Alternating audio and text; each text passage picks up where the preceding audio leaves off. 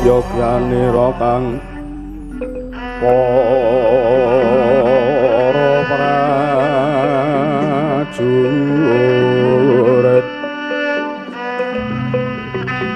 lamun bisa samya hangu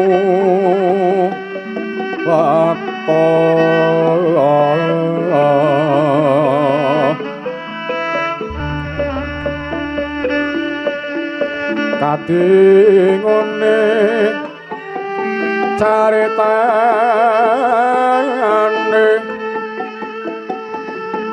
pandalira sang para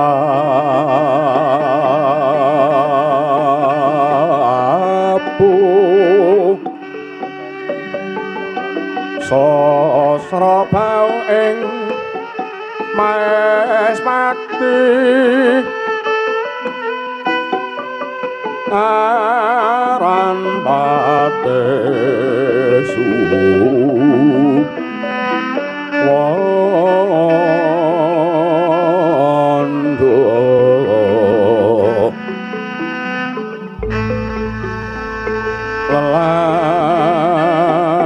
lelabuhan dipon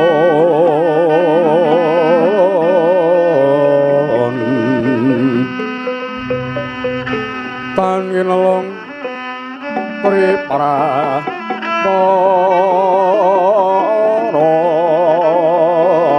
kuno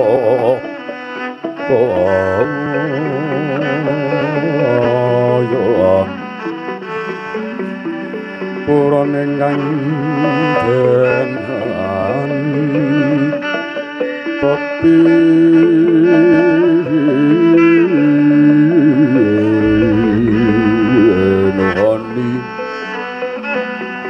nuhoni para utampa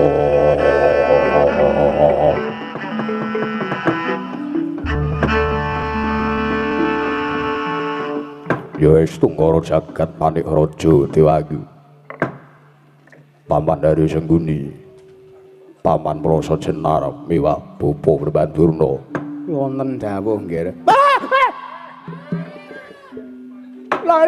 lole kentas waru gembel mancar-mancar duk ning dungkul wana alas dadi wana wonten dawuh nggih kula wonten timbalan Nuwun sewu Kakang Perban Kakang Meremban Grubuh Palwaka ana dawuh pangandikamu apa Yayi Prabu anggen sampun sawetawis dangu paduka lenggah wonten negari Ngastina samangke kula suwuni supados paring sarana tuwin kados pundi karti sampe kedah kula lampahi anggen kula badhe mejahi dhateng pun para Pandhawa Kakang Merban Grubuh Palwaka. Wah. Arca manik sejatine ngalaming sun tinuding jagat ya bandhaku ya donyaku ya amal-amalku dhewe.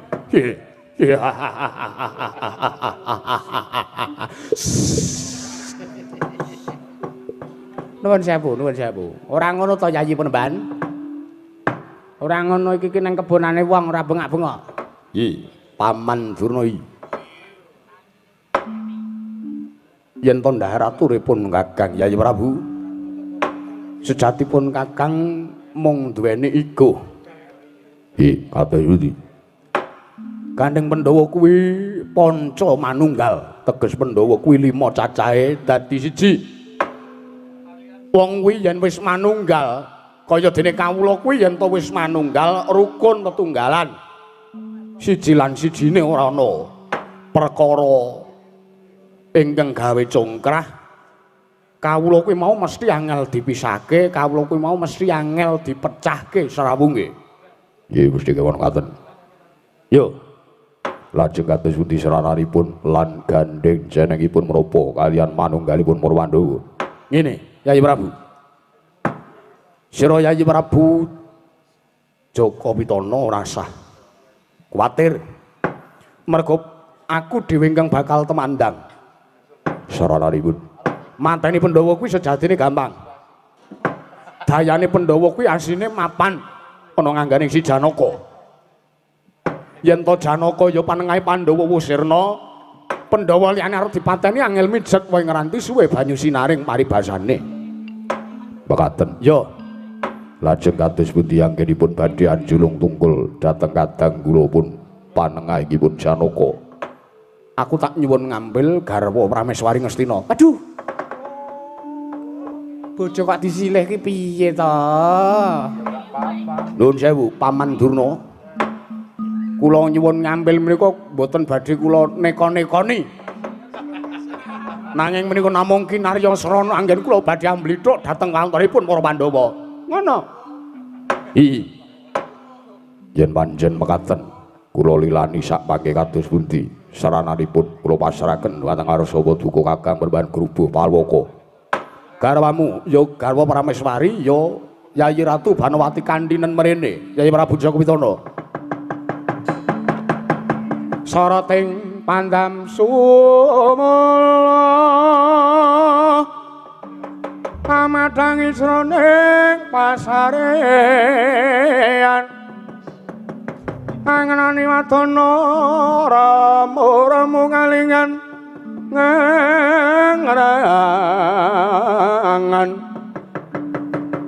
sang Dyah Manahanggung sumungkap kulik sang kakung rerempok alon wowo sira babo yayi eman maneman piratente Branta Yayi ulun tadah runtik ulun tadah runtik Paman Sekundi kula wonten dawuh nggih Yayi Ratu Banawati kapurih larapna wonten kedaton Negari Ngastina nyun pamit madal wasilan tumuju ning Taman Keputren nggih Sri Ngastina Maha Prabu Duryudana dwarine ingsun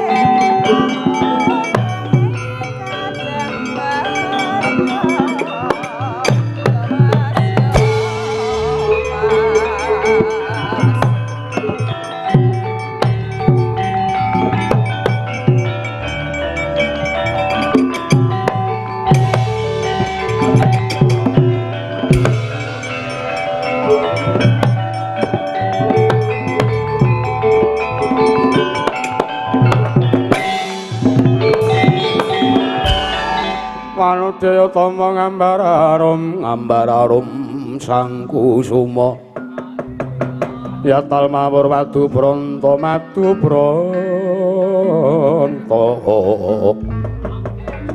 ing ae apa ora ana wong joget dihake menika nggih garwa sampun lumarap wonten kedaton Yayi Ratu Banawati wonten mandika dawa duka pangeran manuta sak mengko jeneng para ingkang tak utus minangka Pinta Saraya mateni utawa julung tungkul marang Yayi Janaka kemarengipun kados pundi Kakang Perban salajengipun kados pundi kula kantun nderek Yayi Prabu wonten dawuh aja wedi kangelan gandeng sira Yayi Prabu Jaka Pitana wis masrahke kang garwa ya Sang Dewi Banawati. Nuli aku tak ndelik, aku tak mampun ning kancing gulunging Yayi Ratu Banawati. Mengko aku ingkang bakal keduga julung tungkul marang Raden Janaka. Mekaten. Ya. Kula kantun derek. Yen mangkono daya-daya pun Kakang jaluk pamit Nyai Prabu. Ing atos-atos Kakang Perban Grubuh Palwaka.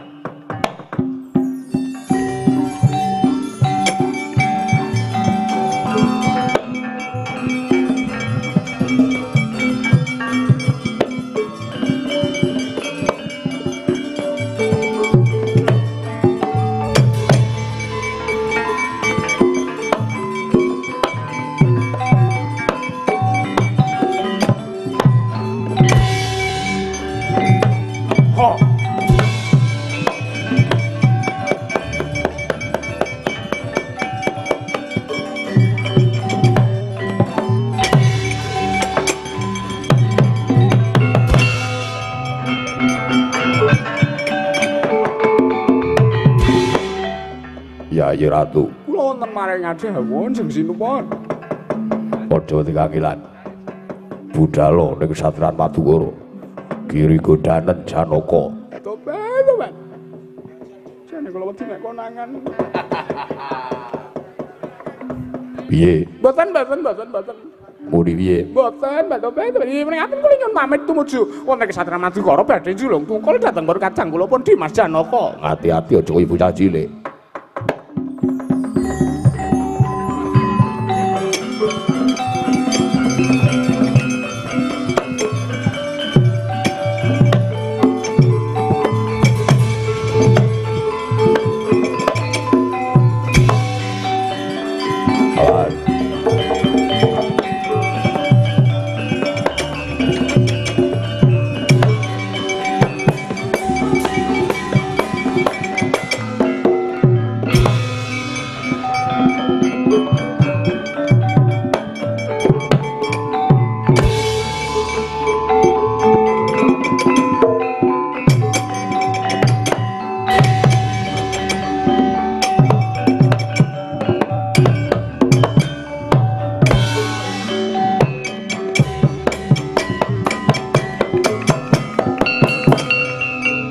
Ben gleleng ya sengku.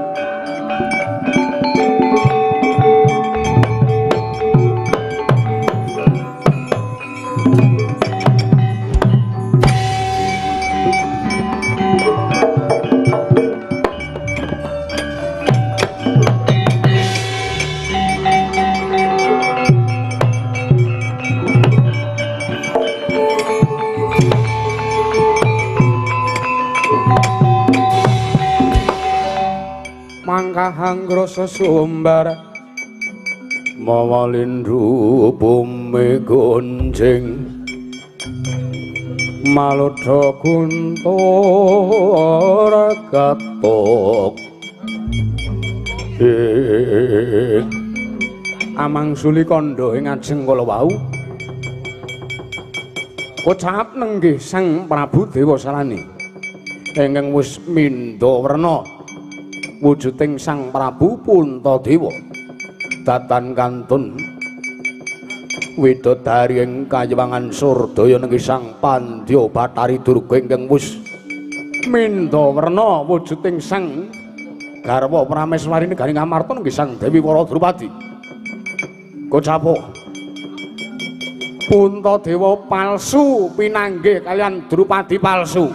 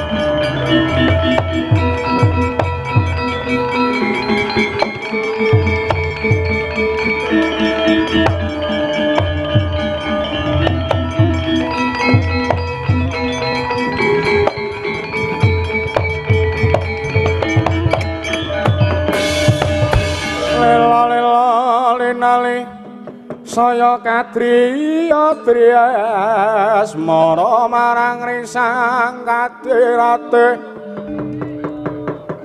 yo dik yo marate ratune wong cakra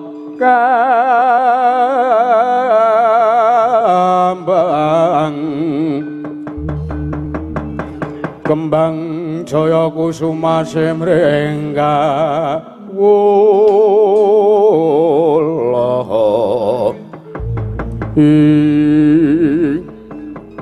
ora pati nduga mana teka Yayi Ratu Wara Drupadi ingkang mapak ana ing tapel wates negara Ngastina. Yayi Wara Drupadi inggih Kanjeng Pangeran menika sinuwun ngamarta inggih sesembahan kula batobat sampun dangu anggen kula ngantu-antu benjang menapa paduka kundur wonten praja awit katitik sampun wonten sapta candra rikalenggan sak mangke paduka menika nilar kaprajan. Iya Yayi Wara Drupadi iya pun kakang wis kapanglawan sira Yayi Wara Drupadi.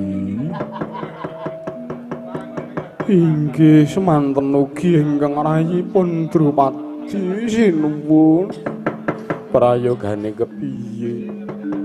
Inggih limrahipun tiyang bebrayan Bathara. Limrahipun tiyang bebrayan nggih pripun caran? Kula pun sangu dhuwit 50. Monggo to sinuwun kula ladosi lair terus ing batin. Iya yen ngono ayo tak dherekake Yayi Wara Drupadi.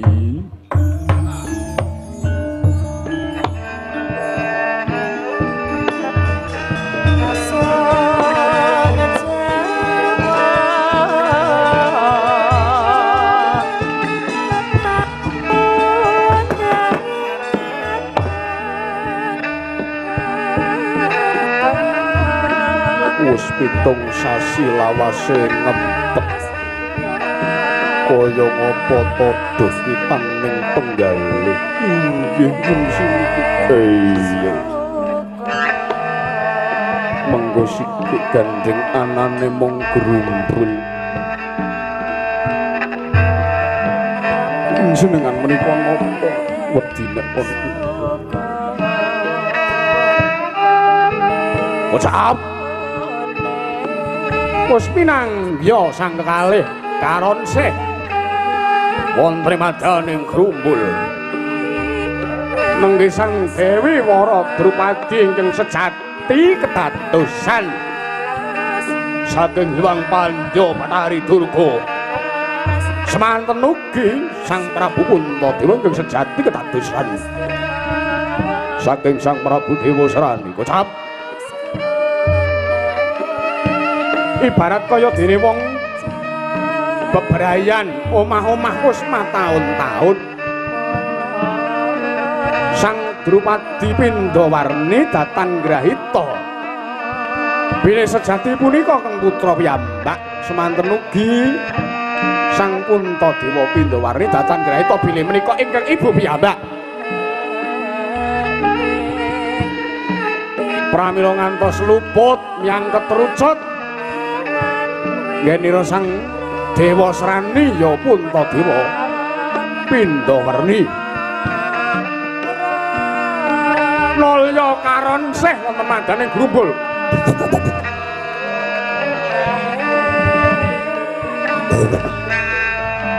Puspurna ngenira kekalih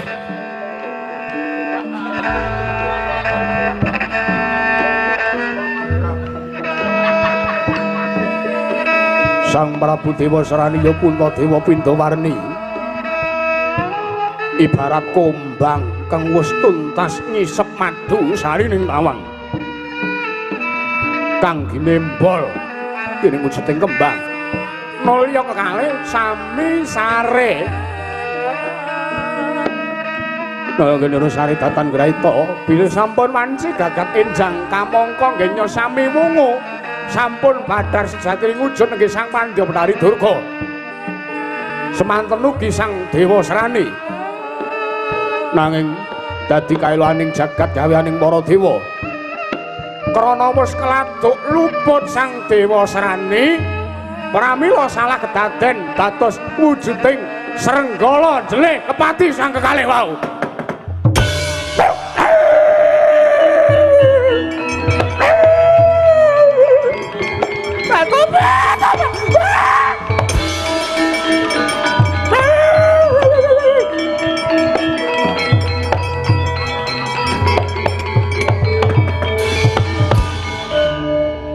Aduh, salah kedaden.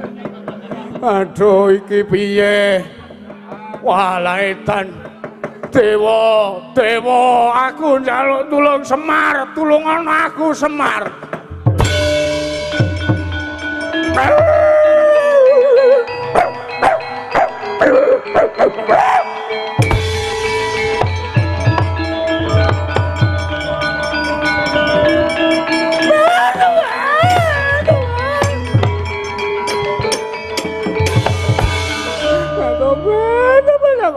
Itu gak itu boleh anakku deh iya ngalah ngalah betul betul rapat itu gak mana sih Mas Rani piye kananmu tuh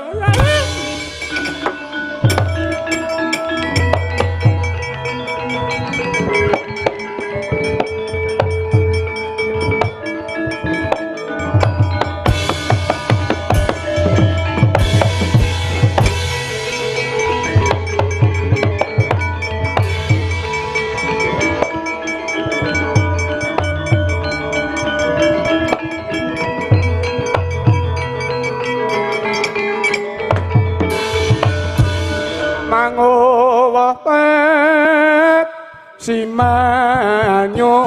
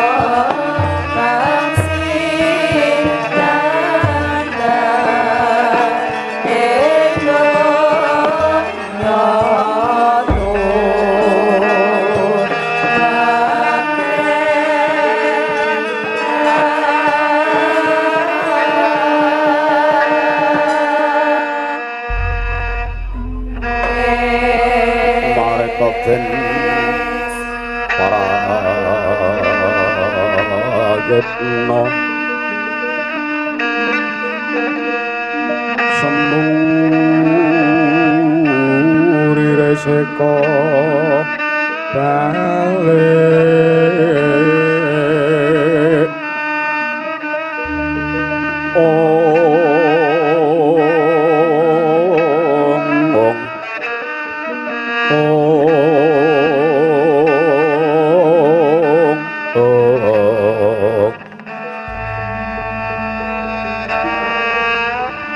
lintang surya kusuma yawana sumawur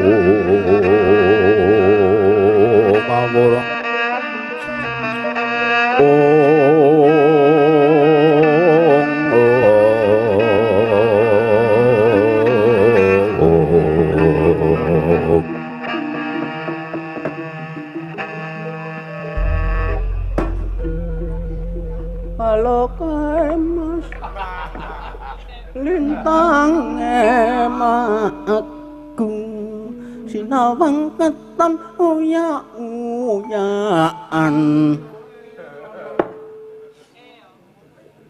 kowe meneng apa piye tak sumpel kamisel cangkemmu nggih Bapak aku tekan kene iki golek-golek raimu nggih jare arep mbangun desa mangisru kahanan.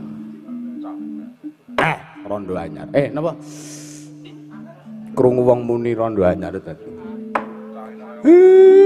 Amet pasang Kalimantapi. Sinabeta ingine lho tebena saking tulak sarik siku dendaning Upacara. Sinuwun. Sinuwun Puntadewa kula ngaturaken sembah bekti kula kunjuk. Iya Kakang Semar tak tampa tiba padha-padha Kakang. Nggih.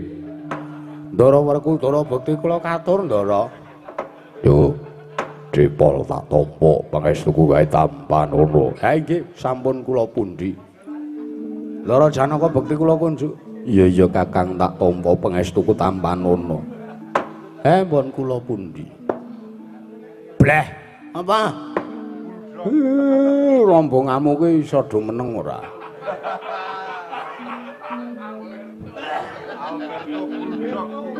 Kowe ben akeh do aktif-aktife ya ene ki.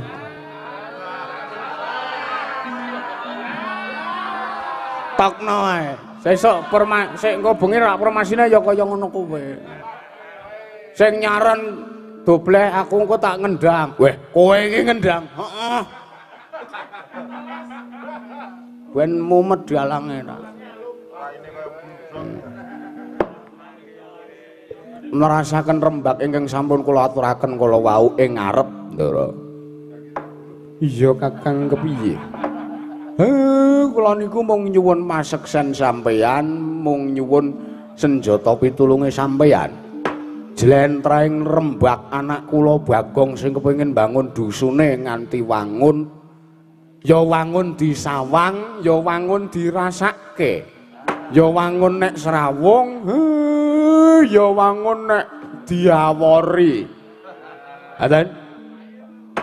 Tegese apik ku ora mung prejengane tok ning atine ya apik, jerone ya resik.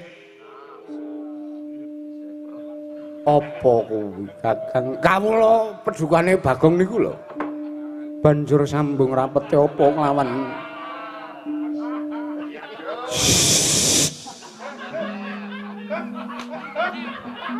Bagong.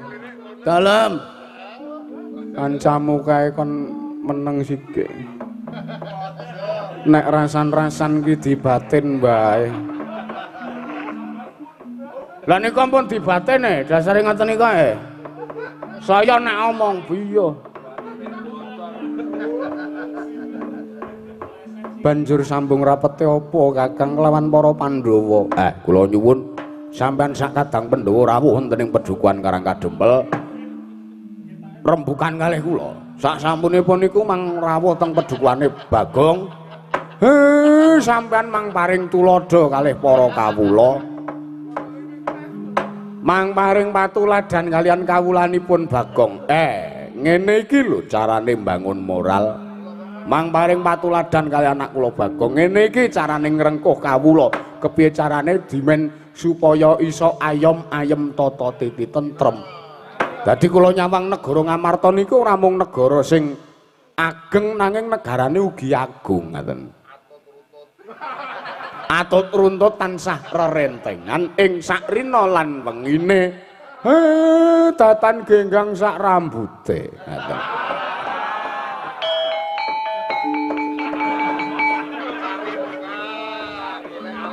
Bleh. Pripun, Ndara? Meneng bleh. Nggih.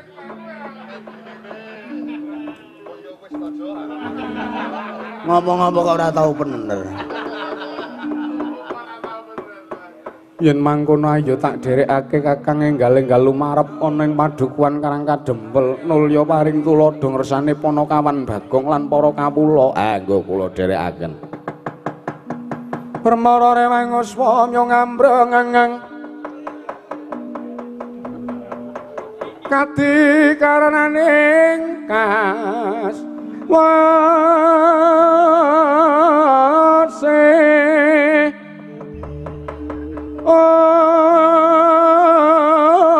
yaneng marga amalat kong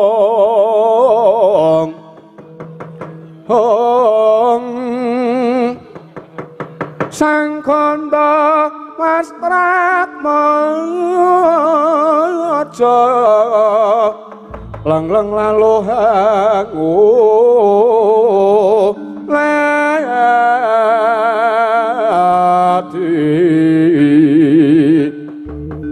Surya mangrang sang waya humyung swara waryanto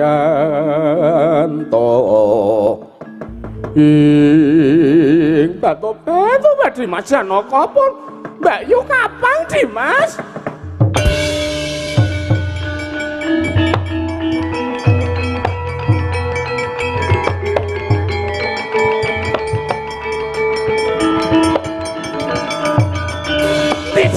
Janaka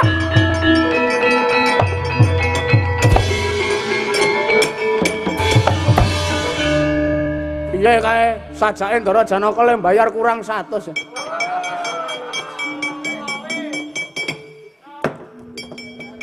Ngapa ta? Cangkem ora sak sae bleh. Ya ora ngono to, Bim. Bagong kae kenapa Bagong kirangan ora pangling kae mau rak Kakang Ratu Banowati. Nggih, Ndara Banowati nika pripun? Duya. Nggih, kok diawat-awati Ndara.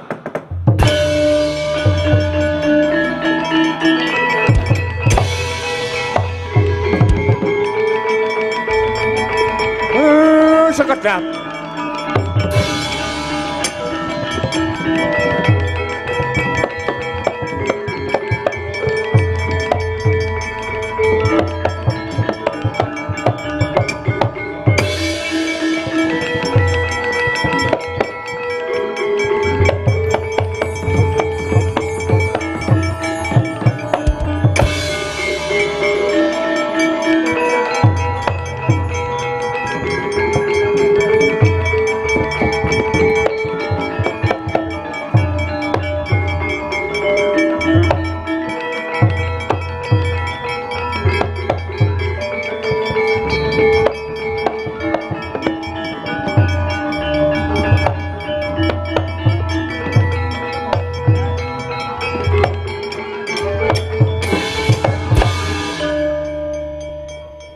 Kakang Mbok Banowati. Iya. Nyuwun pangapunten. Wonten perkawis menapa lah kok nyeret dhateng Kang Rayi Madukara.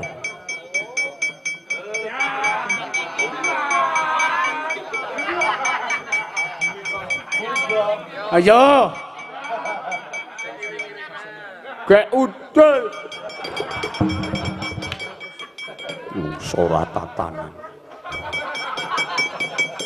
Bendarane diplotrokke. Nyadong dawuh Kakang Mbok. Aku ngimpi ngimpi Janaka, aku ngimpi si Adi tekaning mati. Aku ngimpi yen to Janaka ora ana, aku ngimpi yen to Janaka sirna. Iki piye neng apa Janaka sejatine neng apa?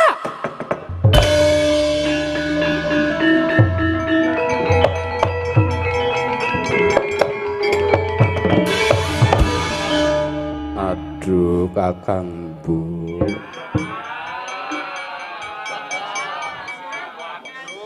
Lah yo ngene iki wong yo wis suwe ora dirangkut wong ngene iki.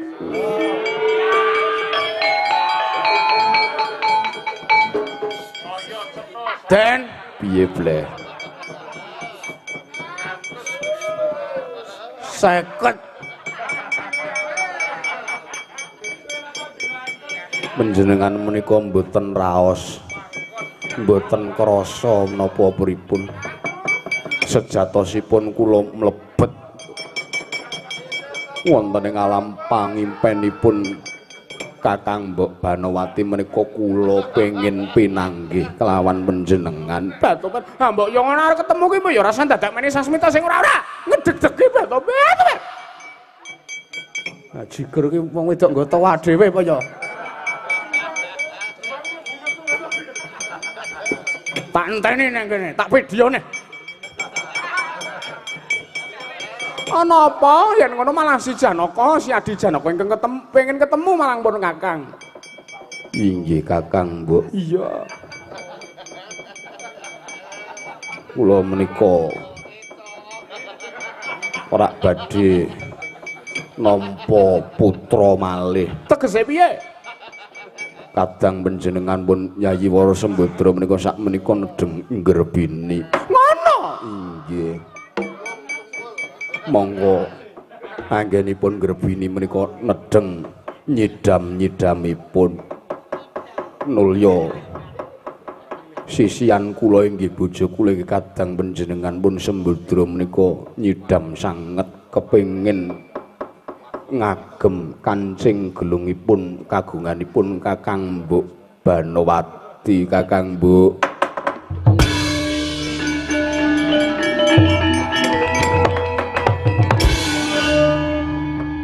kocap ingkang mapan wonten ing kancing gelungira Sang Banowati. Nenggih Sang Begawan Grubuh Palwaka ingkang ndelik wonten madaning kancing gelung. Rumaos bilih badhe kadenangan dening Sang Janaka menawi kancing gelung pun paringaken nulya Sang Begawan Grubuh Palwaka pindah ndelik sesinglonan wonten madaning suwengira Sang Dewi Banowati.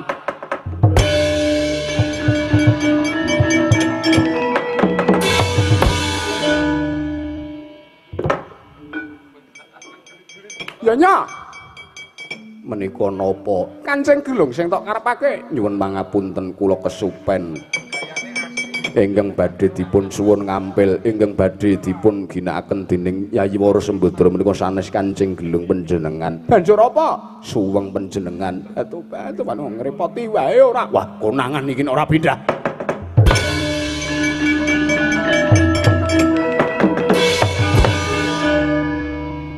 Sang Begawan Grubuh Palwaka pindah wonten sinjangira Sang Dewi Banowati.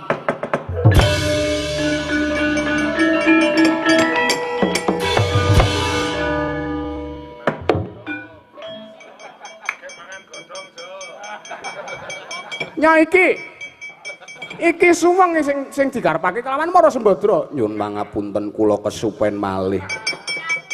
Ingkang badhe dipun suwun menika senes suweng, senes kancing gelung nanging wujudipun jarik utawi sinjang ingkang panjenengan agem sak menika. Coba mongko aku ki ora rangkepan.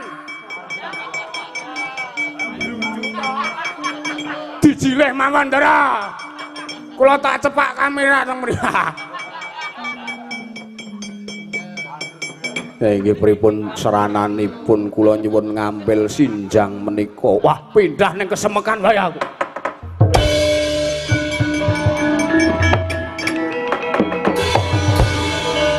Nyuwun pangapunten.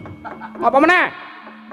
Senes sinjang, senes kancing gelung, senes suweng ingkang badhe pun suwun ngampil. Banjur apa? kemben panjenengan utawi kasemekan panjenengan ingkang badhe dipun suwun ngampil kalian Punwara Sembadra. Betul jeneng ngono tak jipoke siki ning Taman Keputren. Mboten Kakang Mbok, inggih menika ingkang panjenengan agem. Pun nek ukirane ora gelem menehke sebrut mawon. Klewer.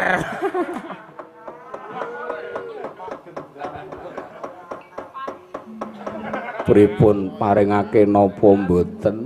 Ora iso maringke Janaka, ora iso menehke mergo iki siji-sijine sandangan ingkang saiki tak gawa. Wah, minggat wae ya.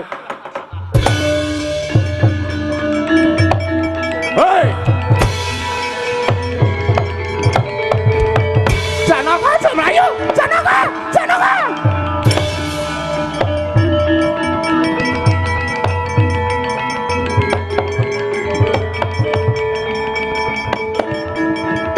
Wah! Hei!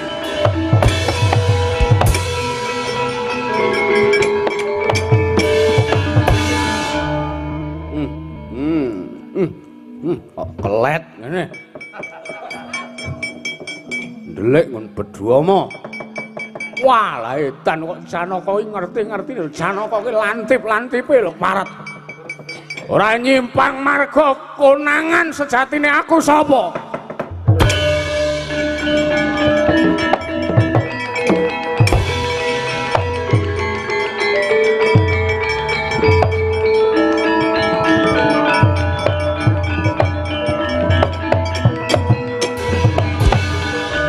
Dublehen. Dawuh Pak Kepala Dinas. Kowe wis dadi peranganing abdiku Dubleh. Nggih. Sawangen. Aku Samudana kepengin nyuwun ngampil sandhangane Kakang Mbok Banowati. Sejati mergo aku ngerti ana pendhita ingkang ndelik ana ing sandhangane Kakang Mbok Banowati. Duh. Nek ora pindah-pindah le ndelik jan konangan weruh Banowati wanda Lady Gaga.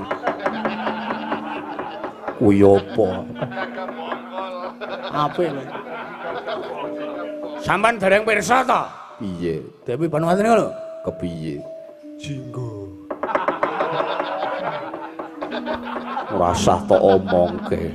Aku ki pabrik tok setori, aku wis hafal. Syukur. Jan. Buk.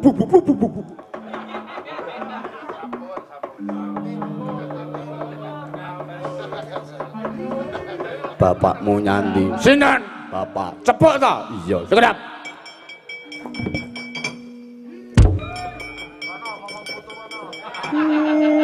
Bediakalane iblis lanat. Wong tua junjung seret kon ngopo? Bonse siramen kae, Pak. Timbali ndara. Pripun, Den? Aku njaluk tulung sowana Nyang Ndarawati. Terus Koko Prabu Kresnabaya ngen mrene. Lah pripun? Kae ana yitmane Prabu Dasamuka. Kecap mata kajemon.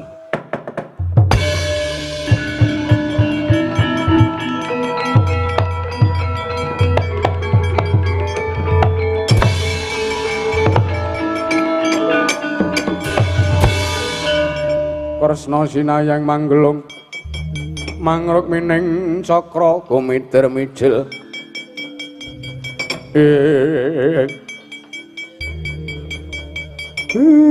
Wong kok terbang sakarepe dhewe. Ngembleki sirahe Semar, kula iki wong tuwa dimbleki. Nek kula wis gelem nesu sampean tak tibani senjata cakra. Apa kowe iki duwe nang Karang Tengah ngono? Nang kono eneng cakra mekanik ndas. Eneng apa Kakang Semar? Kang Rayi ingkang betahaken. Piye Janaka? Nyuwun tulung yetmanipun Prabu dosa muka menika pun nunduraken. Ya, tak dawuh karo Kakang Anoman.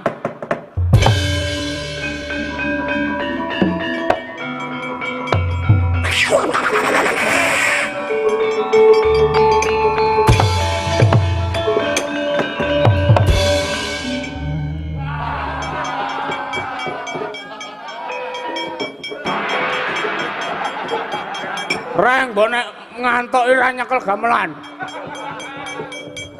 Sari, Gang. Luput, Gang. Oh lah tikus celurut. Kakang Anoman aja kaget tak timbali ya, Kakang. Nyadong dawuh. Kayana kumarane Prabu Dasama. Nyuwun pamit.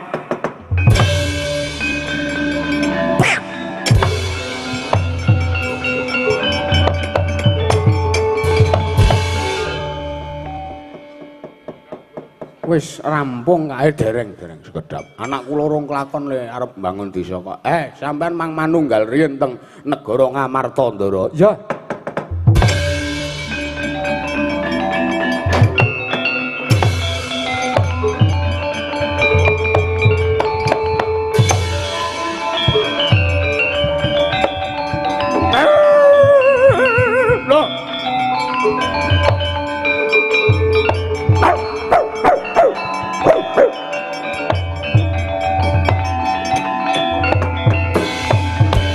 Loh, iki rak kirekku, Berto, ya ampun, gene kowe nang kene.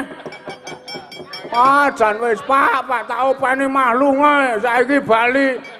Berto dengkul mamblek. Lho, unda-undane samang. Aduh, Kyai Semar. Kyai Semar kula nyuwun senjata pitulung, Kyai Semar. Iki sapa? Lah kok ketoke kirik salah kedaden. Kula ingkang putra tunggul Malaya pun dewa serani kula nyuwun senjata pitulung, Kyai Semar. Sik.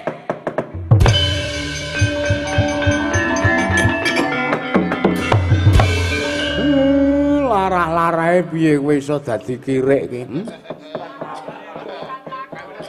Kula lepat awit nggraita ibu kula piyambak. Weh, ndemeni mbokne dhewe ke, kurang ajar ke.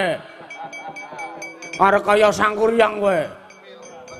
Sangkuryang kuwi apa? Sangkuryang ki kaya-kaya jas. Kae campur sari ya bleh dobleh. Kuwi luputmu dhewe. Kuwi luputmu dhewe. Aduh menapa mboten wonten pangapunten dhateng kula. Njaluk pangapura karo sing gawe urip. Semar ora eneng sambung rapete. Aduh, waduh. Menawi wujud kula srenggala kados ngatone kok monggo mboten bolak-balik mriku. Wirang bebarang malan lho kowe. Ya wis tak tulungi. Merem rek.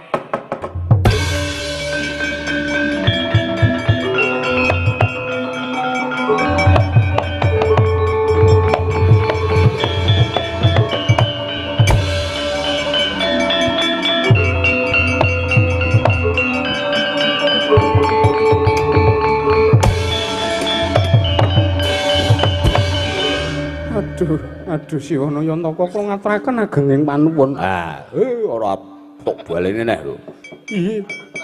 Aja tok pindho-pindho. Gek piye mbokmu rasane?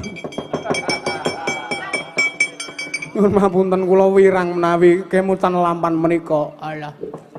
Piye, Pak? Piye? Wis apa? Aku ya wis sambung suwe banget kaya Iya kae mantan. Mapunten lan kula ngaturaken panuwun Kyai Semar. Iya. Kono bali kowe tak ngapura. Iki mertandake apa? Gusti kuwi welas asih, ambek wong kuwi elek, ambek wong kuwi ki nista pakartine, isih diwelasi karo Gusti. Kowe bali kok.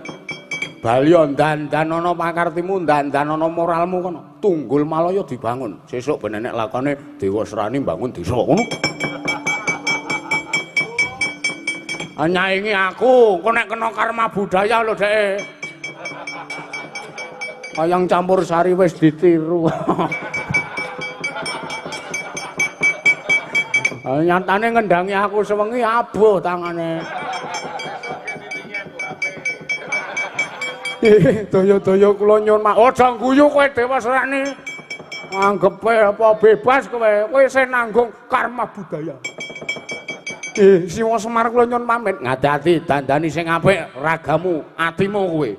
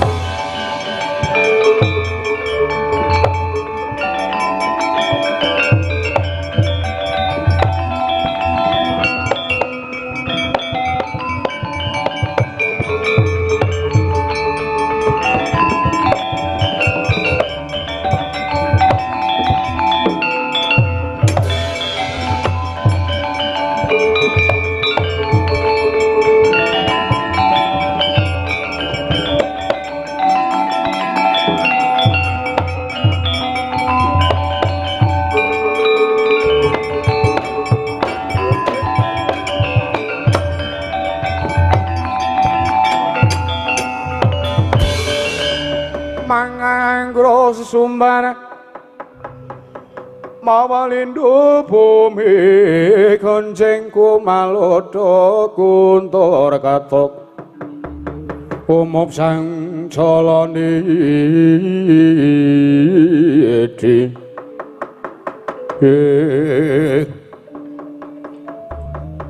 Kakang Semar pripun wis pratoning padukuan Karang Kabulutan. Ha nggih, nggih.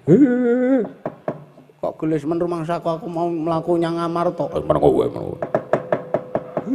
Wektune mepet. Terus niki kersane pripun sinuwun? Bagong, Nun. Ayo tak dherekake nyaketi kawulamu, Koko Prabu. Kula wonten dawuh Yayaji. Kula suwun paduka ugi angrencangi saha ngombyongi Bagong anggenipun miwiti mbangun desanipun. Muri sak mangke saged wangun lair lan batosipun para kawula Koko Prabu. Nengaten monggo kula dherekaken ayo Bagong tak dherekake. Matur nuwun sinuwun Kresna, matur nuwun sinuwun Puntadewa monggo kula dherekake.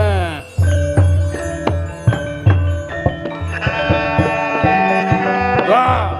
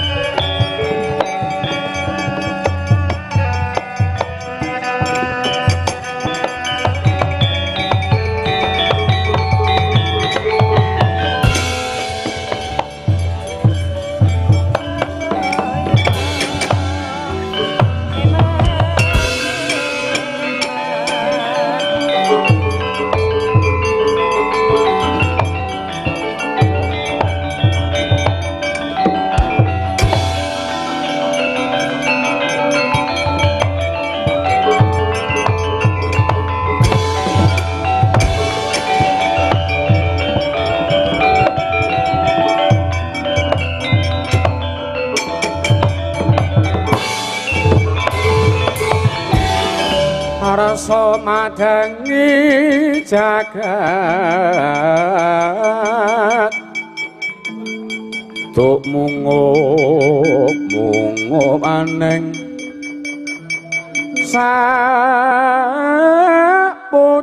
ing wukir marabak bang sumirat keneng sorot ing surya mega lan gunung-gunung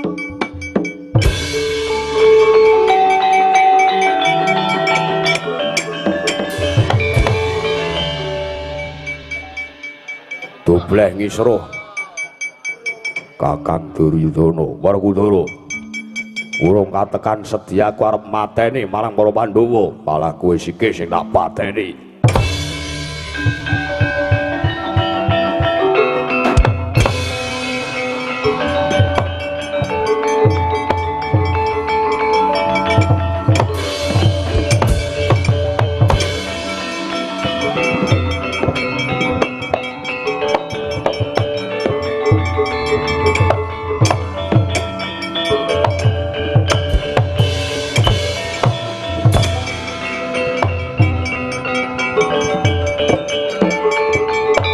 Oh, mati.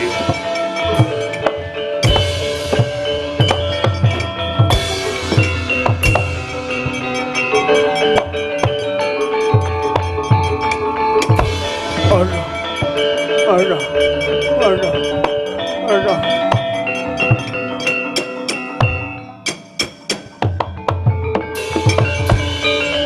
Wah, seblak kembaran bukti bamu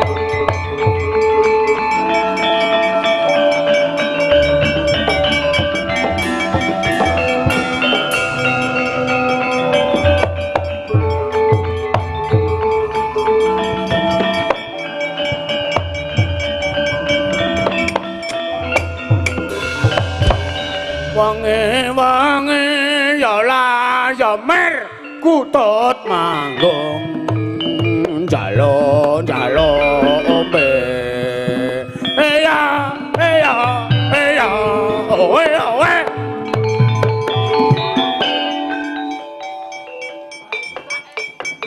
ora sah caper to bleh nek liyane meneng kuwi wis tabuh ya diselehke nggih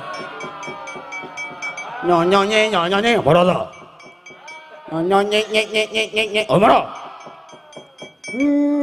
matur nuwun Ndara Werkudara Depol ya matur nuwun nggih Den Ndara Bima doblek ya pun bantu sing dadi gegayuhan kula niki mbaka siji pun kasembatan kowe ngopo kowe bali rampung kok wis arep rampung mbok merasa nanggung timen